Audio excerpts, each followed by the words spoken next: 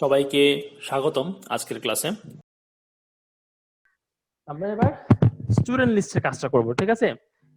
Add এর কাজ করলাম, এবার আমরা ভিউর কাজটা করব, যে রিড করার কাজটা, যে ডাটাবেস থেকে রিড করে এনে ডেটা এখানে শো করবে।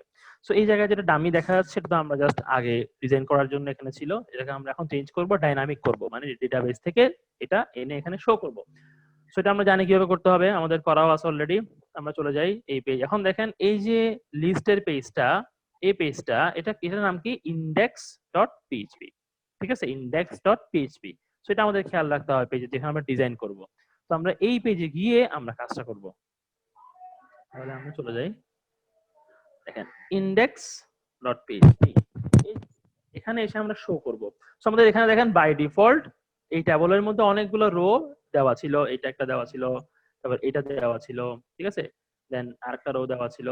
তো আমরা যখন ডাইনামিক করি আমরা একটা রো রাখি। ডাইনামিক করার নিয়মটা একটু খেয়াল করেন, লিস্ট ডাইনামিক করার নিয়মটা খেয়াল করেন। অনেকগুলো রো আছে এখানে, আপনি প্রথমত এটা তো হেডার, এটাতে কিছু করার দরকার নাই। বডিতে এসে অনেকগুলো রো আছে, সেখান থেকে আমরা একটা রোকে রাখবো, রেখে ওটাকে ডাইনামিক করব, ডিজাইনটাকে এমন ভাবে করব যাতে ওইরকম বাকি রো গুলো চলে আসে ডেটাবেস থেকে। তাহলে আমরা এই যে একটা রোকে রেখে বাকি রো গুলোকে ডিলিট করে দিব। সো নিচ থেকে আসি, ডিলিট করার একটা সিস্টেম আছে, নিচ থেকে আসি, এই যে টিআর, এটা লাস্ট রো। সো আমরা এই লাস্ট রোটাকে ডিলিট করে দিই এখান থেকে উঠে উপরের দিকে। এটা সেকেন্ড রো, থার্ড রো। দেখেন আমাদের এটা হচ্ছে ফার্স্ট রো শেষ অংশ, এই, ঠিক আছে? আমরা এখানে একটা রোতে চলে আসলাম, ঠিক আছে? এখন এখানে রো একটাই আছে। সো আমি এটা একটু রিফ্রেশ করে আবার দেখে আসি। দেখেন এখানে একটাই রো আছে। এখন এই একটা রোকে আমরা ডিজাইন করে ডাইনামিক করব যাতে ডাটাবেস থেকে বাকি যা রেকর্ড আছে সবগুলো এখানে লিস্ট আকারে একটার পর একটা টেবলের মধ্যে শো করে। তো এটা আমরা করে আসছি আগেও।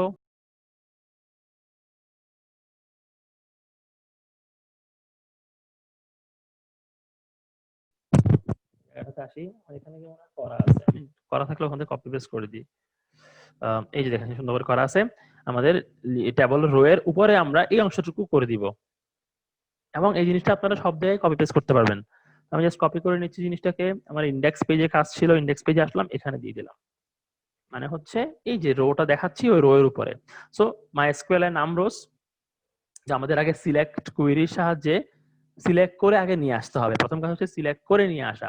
তাহলে আমরা সিলেক্ট করে নিয়ে আসি, এই যে কুইরিটা এখানে করছি আমরা, উপরে আছে, কপি। আমরা ইন্ডেক্সে আসি, প্রথমে দেখেন কি করব, প্রথমে আমরা এসকিউএল দিয়ে রাখতে পারি নাম select star from TBL info. আমার টেবলের নামটা সেম টিবিএল ইনফোই ছিল।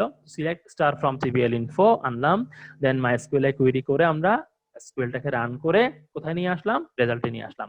দেন এবার প্রথমে আমরা চেক করব যেখানে রো 0 থেকে বেশি আছে কিনা, মানে রেকর্ড আছে কিনা আসলে।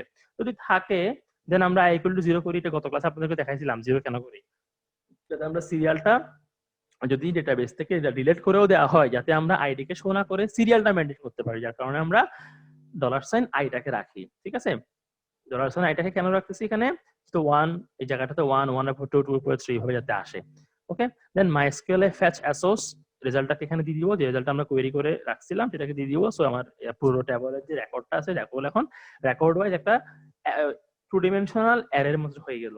সেটা হচ্ছে কোথায় আছে, রোতে আছে। ওকে, এবং প্রত্যেক যতবারই হোয়াইলটা ঘুরবে ততবারই i++ হবে। আইটা প্রথমে থাকে 0, মানে হোয়াইলে ঢোকার আগে 0, দেন যতবার এই হোয়াইল লুপ ঘুরবে i এর মানটা এক এক করে বাড়তে থাকবে। তো আমার প্রথমে যে 1টা, এখানে আমি i এর মানটাকে শো করব, এখানেই করা আছে, এখান থেকে দেখি। এই দেখেন প্রথমে আমরা i এর মানটাকে শো করব। সো কপি করে নিই এটা। যেহেতু এটা করাইছি আমি আর আপনাদেরকে এটা বারবার বলতেছি না যে এটা কেন আসছে, কোথা থেকে আসছে। সো আইটা এখানে চলে আসছে। দেন আমরা নেমটাকে নিব।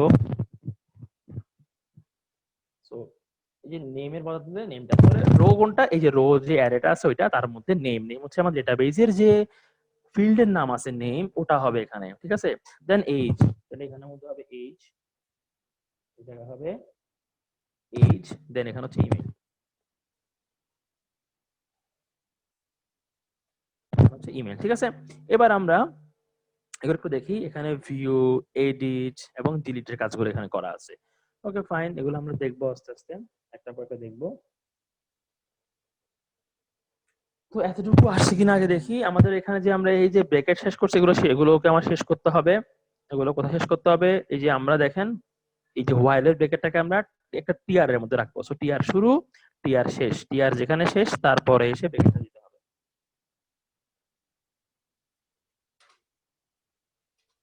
ব্র্যাকেট দুইটা, একটা ইফ এর জন্য, একটা হচ্ছে হোয়াইলের জন্য, ঠিক আছে?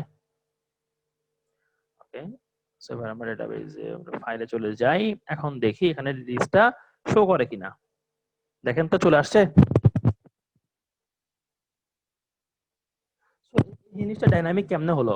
এই যে চারটা রেকর্ড আসছে, চারটা আপনার ডেটাবেজে আছে, ডেটাবেজ থেকে চারটাকেই সে সিলেক্ট করে খুঁজে পাইছে, চারটাকেই নিয়ে আসছে। সো এই যে এখানে দেখানোর ব্যাপারটা, আমাদের একটা রেকর্ড, একটা রো ছিল এখানে, আমরা একটা রোকে যখন হোয়াইল লুপের মধ্যে রাখতেছি, তখন যখন আমরা দেখেন হোয়াইল লুপে রাখতেছি, যে হোয়াইলের মধ্যে রাখতেছি, তখন যতগুলো মাইস্কুয়েল ফ্যাচ অ্যাসোসের সাহায্যে সে রেজাল্ট থেকে যতগুলো অ্যারে পাবে ততবার এই হোয়াইল লুপ চলবে।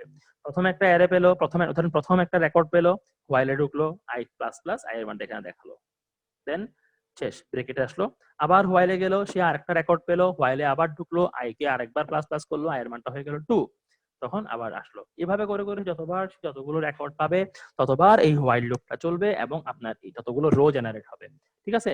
কারণ আমি লুপের মধ্যে যখন রোটাকে রেখে দিচ্ছি, লুপ যতবার ঘুরবে ততগুলো টিআর দেখাবে, ততগুলো রো দেখাবে, ঠিক আছে? ততগুলো রো আসবে আপনার পেজের মধ্যে। সো যেহেতু আমার ওখানে চারটা আছে, রেকর্ড চারটা আছে, তো হোয়াইল লুপটা চারবারই ঘুরতেছে, তার কারণে এটা চারবার দেখাচ্ছে। আশা করছি আপনারা ক্লাসটি উপভোগ করেছেন। এতক্ষণ ধরে আমার সাথে থাকার জন্য ধন্যবাদ। সবাই ভালো থাকবেন।